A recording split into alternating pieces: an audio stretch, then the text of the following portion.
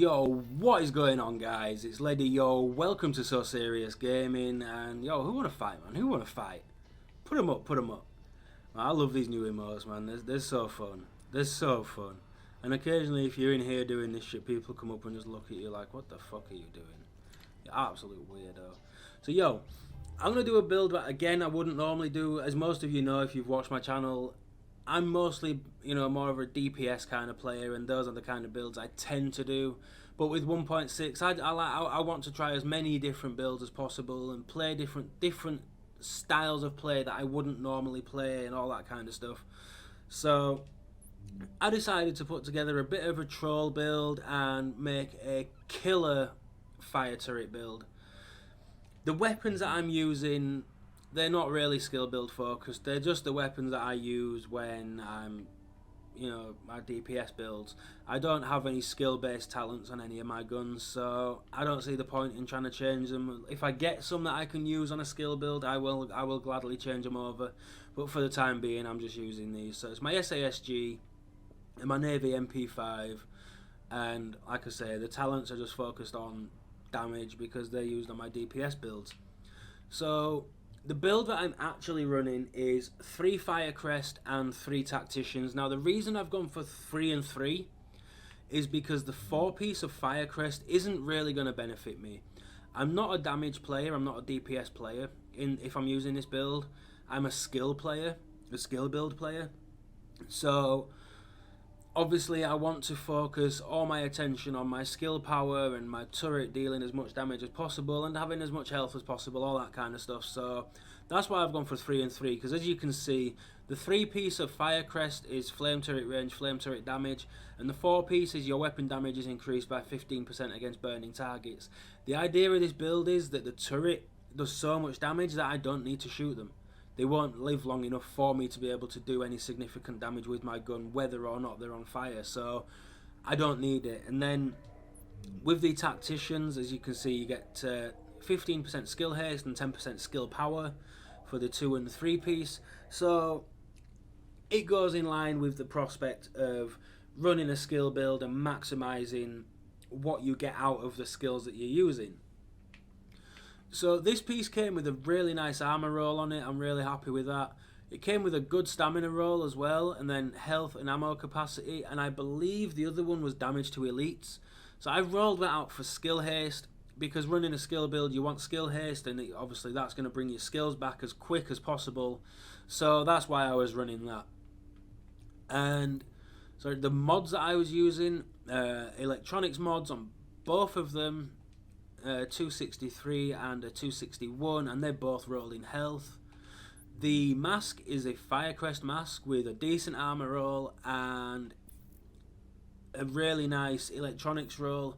I believe that rolled a stamina, so I rolled that out for electronics, and it came with skill power on there, which is perfect because that's what I wanted anyway, because again that's just going to increase my skill power, increase the amount of damage that my turret does, and it's just going to make my, the build overall more effective on what it's designed to be doing.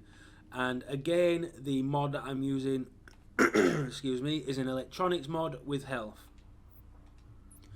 The knee pads are Tacticians.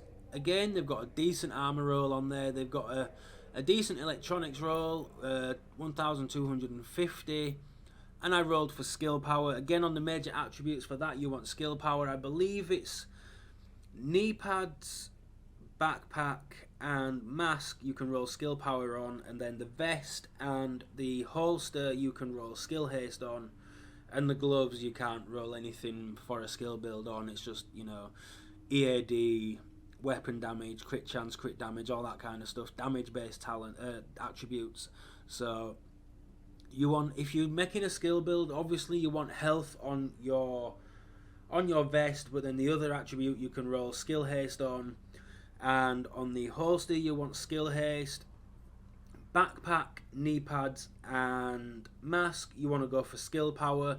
You can obviously have one of those rolled for health if you just want that extra little bit of survivability, but that's essentially the setup that I would go for.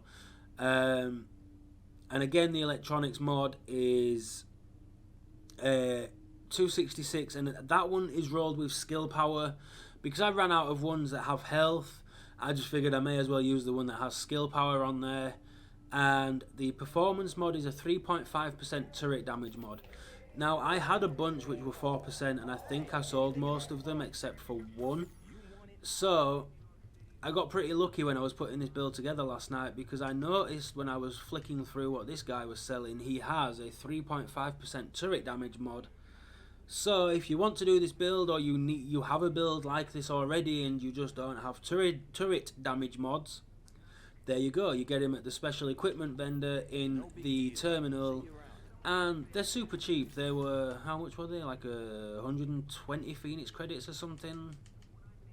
192 Phoenix credits. So it's super cheap. So yeah, you can get them there. I had to buy 3, I think it was. So yeah, that's what I'm using on that.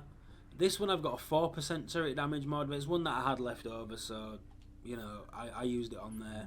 It's got a good armor roll on there. It could be higher, as you can see. I've got 1,000 on that holster. The firearms and the stamina rolls are pretty low, but the electronics roll's really good, and that is kind of more important in this build than any of the other two. And I've rolled skill haste on the major attributes. I want to get it to the 7% just to maximise the skill haste, but you know, the 6% will do for now until I can be bothered going to the machines, standing there for however long, just re-rolling. So yeah, that's what that is. And the gloves came with a good armor roll and actually a pretty damn good electronics roll as well. So I just rolled for crit chance on the major attributes just to get a little bit more DPS out of my guns, so that if I do need to shoot them, they're going to deal a little bit more damage. But you know, you could, if you wanted, just maximise that electronics out and just ignore the attributes on the gloves, because again, I don't really need to shoot my gun. The idea of the build is not to be able to shoot my gun, or not need to shoot my gun. It's for the turret to do all the damage. And it's just a great build for trolling people and having a laugh. The backpack I'm using is a FIRECREST backpack. That again is rolled for electronics, 1,268. It came with quite a low one, so I rolled for that instead because it was a really low roll, and it would have benefited me more maximising that roll rather than changing that crit damage for skill power. In an ideal world, I would have this as electronics, I would have the major attributes as skill power, and I would have the minor attributes as ammo capacity, just for the extra ammo if it's needed. And the mod is again an electronics mod. This is rolled with all resistance. Ideally, I would have wanted health rolled on there, or skill power, or maybe even skill haste as well, but I just don't have the electronics mod to do that. And again, the turret damage mod's 3.5%, which I picked up from the vendor in the terminal. So that's the build. It's so much fun. I had such a blast with it. It's so funny just watching people try and charge you and the flames hit them and then they haven't got a clue what to do, and then by the time they figure out to try and run away, it's too late. It's barbecue time basically. And I'm running Overdose. The team I tend to run in, we have a guy who runs the booster shot. We have somebody who runs defib. I run Overdose because I'm super squishy. I want to get as big a heal as possible, and my teammates are still going to get a good heal from that. But if you use, say, like the defib,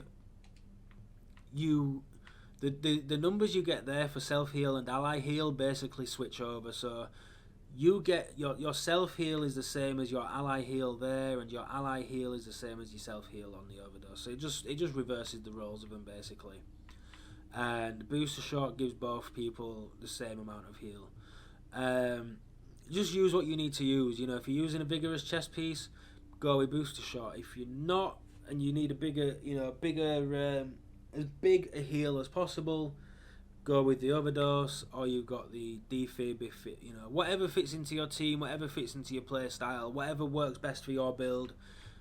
Any one of them, all three of them, are absolutely viable. And honestly, a team that has a variety of the three is going to fare better than a team that has everyone running the same one. So, just make sure you've got your squad composition down at that. And the cooldown is 27.1 seconds. That's without triage, and the talent, I believe, is, yeah, strike back.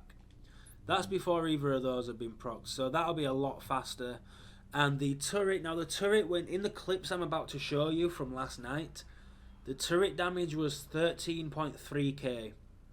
It's now at 14.1k. So when you see how much damage the turret was doing last night, you will get an idea of how much damage it will do now that I've made these changes. It lasts for 45 seconds and cools down in 30.8 seconds. So even without using triage or anything like that, it cools down faster than it runs out, provided that they don't manage to shoot it out. Which, with 353k health, they're going to have to put a lot of rounds in it, but let's not forget it's also going to be hitting them and dealing a lot of damage to them, so they're going to have a hard time doing that. But there were times where between strike back and running the triage, where players could hit me and they drop me to low health, and I'd get that cooldown boost from being in low health because of strike back. Then I'd pop my heal on the floor to heal myself, and my teammates run through it, and my turret would be back, and I'd still have 3/4 of the time left on my turret that was currently down. So it comes back really quick if you work together right and use everything effectively. So the talents, as I say, triage, skill cooldown, you need it. If you're in a squad, always use triage. Critical save, obviously I'm going to be using med kits. I'm squishy, so if I go to low health, critical save is just going to make sure that I've got that little bit more damage resistance and a bit more survivability when it really comes to it. Because I use that, I'm going to get that little bit of resistance, I'm going to get some health. That's going to be more than enough time to get my heal back, which is going to give me, pretty much takes me from no health to full overheal. Like, it's super strong. That's why I run overdose on my build. And then strike back, reach low health to reduce active skill cooldowns by 20%. That's huge. So once you go into that last health bar, you get that cooldown reduction. It's amazing. I love it. And because I'm using the flame turret, I run wildfire. You set one player on fire, there's a chance it will set any players within a 10-meter radius on fire. So that's super handy to use as well. There's a few other things you could use. You could use death by proxy to increase your skill power and things like that. But for how I was using the build and how I was wanting to use it, this was the best setup for me personally. So that's why I was running it that way. That pretty much wraps it up as far as the build goes, guys. I'll just show you the sheet real quick. I'm not going to bother showing you like the weapon damage stuff because it's irrelevant.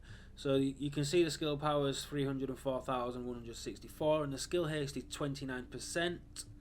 My toughness is 282.9 with a max health pool of 190.5k, 7,810 armor, which mitigates 32.67% weapon damage. So the survivability is not so bad. The toughness, a lot of people would say, is really squishy. In all honesty, like, provided you're moving correctly and you use your heals effectively, people have a hard time trying to kill you because your heals come back so quick. Your heals are so big too. And then you've got things like critical save, which obviously give you a bit of damage resistance as well. So it all just pays, it all just works out, and you'll see in the clips how well it works. Now, the clips, we kind of decided to cheese it. We seen a team up on top of the ladder in DZ2, so I went up there and the flame turret just literally turned it into a hellhole for them, and they didn't fare very well. So we decided to go cheese mode and give them a bit of their own medicine, and yeah, they didn't stand a chance, man. The turret gave them an extremely hard time, to say the least. But I'm going to switch it over to the gameplay, guys. I'm just going to let you guys chill out, watch the footage, see the clips, see how it works, see how painful it is for the person on the receiving end. And yeah, so enjoy that, guys. Thank you for watching. It really does mean a lot. Don't forget, if you enjoyed the video, if you found it helpful, smash that thumbs up button. It really helps me out a lot, and it does mean the world to me. Don't forget, if you're new and you want to see more, make sure you hit that subscribe button. And drop your comments below, guys. Let me know what you think. Thank you for watching, guys. You have a great day. I'll see you in another video. Peace out.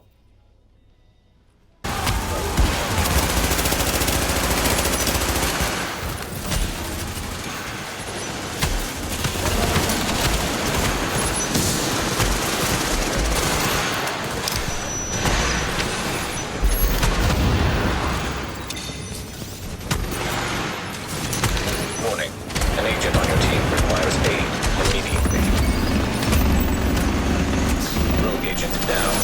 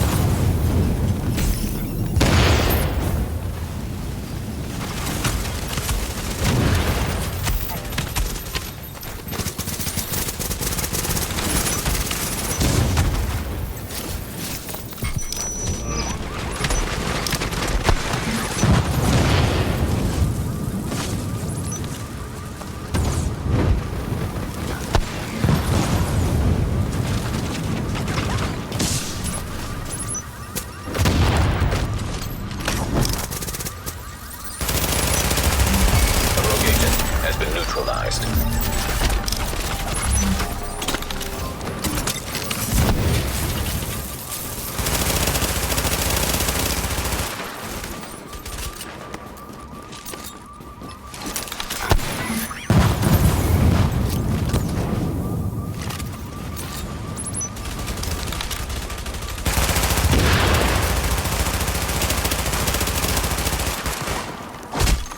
Rogue agent down.